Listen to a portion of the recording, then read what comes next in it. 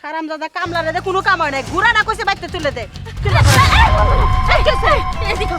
কি হইছে? তোমার তো সর্বনাশ হয়ে গেছে গা। হায় রে হারামজাদি কি সর্বনাশ হইছে ক? হ্যাঁ তোরা সিকুরে রাখছে কে লেগাল? দেশে কি হয় এমন না? সর্বনাশ হইছে তোমার মাথার বাড়ি পড়ছে। মাথায় বাড়ি বসে কেন মারে? আমার মাথা তো ঠিক আছে। আমার কথাটা শুনো, কি হয়েছে জানো? ও যে তোমার তিনটা পোলা তো বিদেশটা হে, কোনো খোঁজ খবর নেই না। তিনটা পোলার যে তিনটা বউ থেকে গেছে, তোমার বউমা এলে কি করে জানো? তুমি তো সারাদিনে যে সংসার নিয়ে তালাতালি করো। ওরা তোমারই বাড়ির তিন কামলার লগে পিরিত করতেছে, লটর পটর করতেছে। দেখো গা কি কইলি? তোর মাথা ঠিক আছে? আমার তিনটা পোলা খোঁজ খবর নেবার আমার প্রতিদিনই তো ফোন দেয়। আর আমারই বাড়ির কামলার হাতে ওই তিন বউমা পিরিত করতেছে। তুই কবি আর আমি বিশ্বাস করবো? আমি জানি তো তুমি আমার মুখের কথা বিশ্বাস করো না। আহো তোমার এখনই দেখো। আও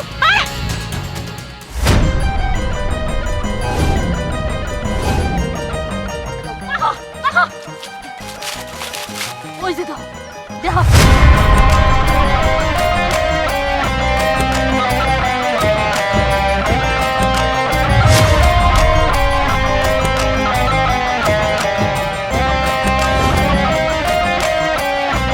বাচ্চা করে আজকে আমি কি যে করবো? এখন তুমি তো মাথাটা বলবো না।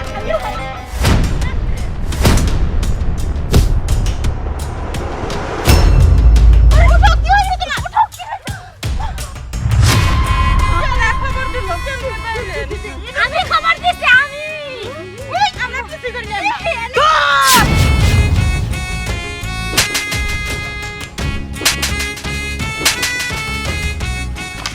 বান্দির বাচ্চা, তোর বাপ ছিল আমাদের বাড়ির বছর কামরা। তোর বাপরা মইরা গেছে, তোরা সাওয়াইসা আমার বাড়িতে কাম কইরা তখন সংসার চালা। আমার তিনটা পুত্রবধূ, আমার তিনটা ছেলে বিদেশ থাকে। তোরা কামলার বাচ্চারা নিজের বোনের মতন চোখে রাখবি, চোখে না রাইখে তোরা পীড়িত করতাস। বান্দির বাচ্চা, তোদের আমি কঠিন শিক্ষা দিব। আমি চেয়ারম্যান, একটা চেয়ারম্যান কি করতে পারে তোদের জীবন আমি তামাকসা করে দেব। এই বান্দির বাচ্চারা, তোরা ফকিন্নি ঘরে মিয়া ছিল, তুই ছিল এক বাইদানির মিয়া। সেখান থেকে আমার মায়া লাগছিল, আমার পুত্রবধূ কইরাই না আমার বাড়িতে ঠাই দিছি। আর তোর বাপ ছিল একটা নাপিত, চুল কাইরা খাইছে। সেখান থেকে আমি মায়া কইরা আমার পুত্রবধূ করেছি। এই তোর বাপ ছিল একটা সুপার, মানুষের টয়লেট পরিষ্কার করে খাইছে। সেখান থেকে উড়ায়া আমি তোকে আমার পুত্রবধূ করছি। আমার পোলারা বিদেশ থাকে দেখে এই সুযোগে বাড়ি কামলার সাথে লুষ্টে লুষ্টে তোদের আমি এখন নিয়ে আমি দন্নায় ঝুলাবো। আমি দন্নায় ঝুলাবো যাতে প্রবাসীর বউরা প্রবাসী ছেলেদের ফাঁকি দিয়া এইরকম অবৈধ কাজ জানি আর না করতে পারে, সেই ডিসিশন আমি নিলাম। চুপ করেন।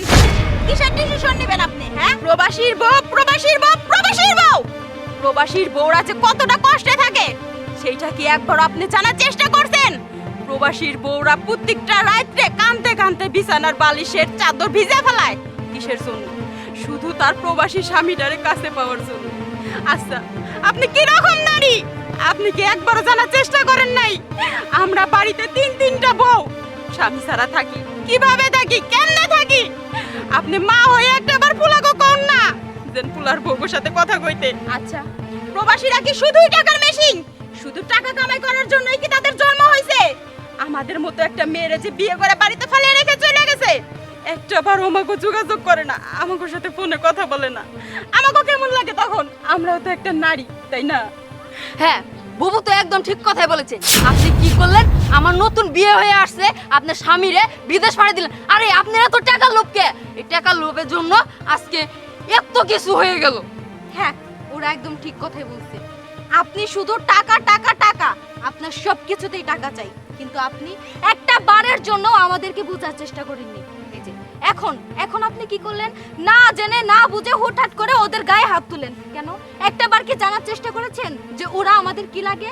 আপনি তো মাইন্ড করে বসলেন যে ওদের সাথে আমরা পরকীয়া করছি। আপনি তো ওদেরকে ভুল বুঝছেন, কিন্তু না আম্মা, ওরা শুধু ওদের প্রেমিকার কথা আমাদেরকে বলতেছিল। আমরা ভাবি হিসেবে ওদের কথা শুনতেছিলাম। এইসব কথা শুনে আমরা হাসাহাসি করতেছিলাম। কিন্তু আপনি কি করলেন? কোথা থেকে হুটহাট করে এসে ওদের গায়ে লাথি মেরে এখানে ফেলে দিলেন। কেন এমনটা করলেন? খালাম্মা, আমরা গরিব হইতে পারি, আপনাদের বাসায় বহু বছর ধরে কাম করি, তাই বলে এই না যে আপনার ঘরে বাড়ির বইয়ের দিকে আমরা কোন নজরে তাকামো। এমনটা ভাবলেন কি কইরা? আমরা আপনার ঘরে বাড়িতে কাম করি না, আপনার পোলার মতোই থাকি, ওরে আমরা নিজের বোনগরের মতো দেখি। আজকে আমরা আঙ্গরে দুটো মনের কথা, সুখ দুঃখের কথা নিজের বোন মনে কইরা এনে বসে দিয়ে কইতাছিলাম, আর এর মধ্যে আপনি না যাই না বুঝা। হইছে, তোমরা চুপ করো। আমি সব কিছু বুঝছি, না জানি তো মানুষ ভুল করে। আমি তো জানি কোনোদিন তোমরা খারাপ হইতে পারো না। তোমার বাপরা আমার বাড়িতে বছর বাঁধা কামলা ছিল, আমার বাবা যখন বেঁচে ছিল, আর আমার বৌমাদের কোনোদিন খারাপ দেখি নাই। এই এই নুরুজা, তুই মিথ্যা কথা কেন কইছিলি? কে লেখা কইছিলি? কয়া বুঝছেন তাও বড়